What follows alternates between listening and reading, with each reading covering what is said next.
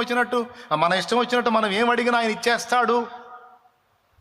నాన్న ఇస్తాడు. నాన్న ఇవ్వకపోతే ఇస్తారు, బయట వాళ్ళు ఇస్తారా ఏంది? నాన్న ఇస్తాడు. అయితే గొప్ప విషయం ఏంటంటే నాన్న మనం అడిగిన ఇస్తాడు, అందుకు నాన్న. మనం అడిగిన ఇవ్వడు, అందుకు కూడా ఆయన మన నాన్న.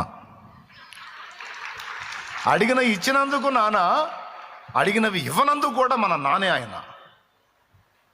అర్థమైందా?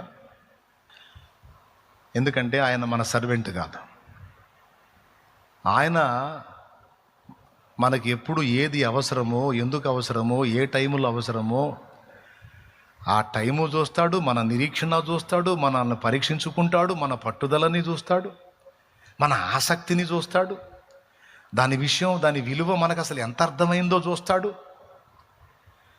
వాళ్ళకి చెప్పాడు, వాళ్ళకి అర్థమైంది, కనిపెట్టారు. అట్లా దేవుడు ఒక కార్యానికి టైం తీసుకున్నాడంటే 4 విధములైనటువంటి కారణాలను బట్టి తీసుకుంటాడు, లేదా అంతకంటే ఎక్కువ కారణాలను బట్టి తీసుకుంటాడు. మనకంతా దడ. నేను అడిగాను అయిపోవాలి, నేను ఇవాళ ఉద్యోగం అడిగాను రేపే రావాలి అయ్యిద్ది. ఒకవేళ ఆయన చిత్తం అయితే రేపే ఇవ్వచ్చు, కార్యం జరగవచ్చు, ఎల్లుండే జరగవచ్చు కార్యం. దాని అవసరతను బట్టి, నీ పరిస్థితిని బట్టి, నిర్ణయ కాలాన్ని బట్టి ఆయన సంకల్ప ప్రకారం ఇస్తాడు. అయితే గమనించాల్సింది ఏంటంటే ఒక కార్యాన్ని దేవుని యొద్ద పొందుకోవటానికి నువ్వు దేవుని ముందుకెళ్ళి మోకాళ్ళు ఊనినప్పుడు అది నీవు సిద్ధింపజేసుకునేంత వరకు వదలక ప్రార్థించాలి, విసుకక ప్రార్థించాలి.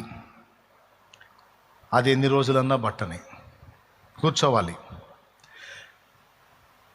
10 దినాలు ఎందుకు అని ప్రశ్నించుకున్నాను. ఏమయ్యా, ఒక రోజు ఇచ్చేయచ్చుగా,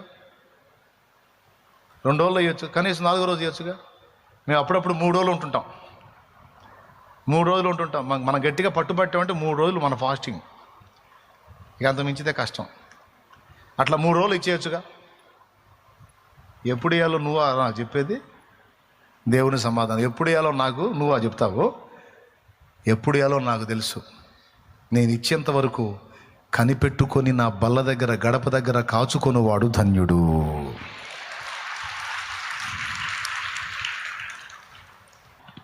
అది నీ కుటుంబ సమస్య అయినా, అప్పుల బాధ అయినా, ఆర్థిక ఇబ్బంది అయినా, శరీర రోగమైన, వ్యక్తుల్లో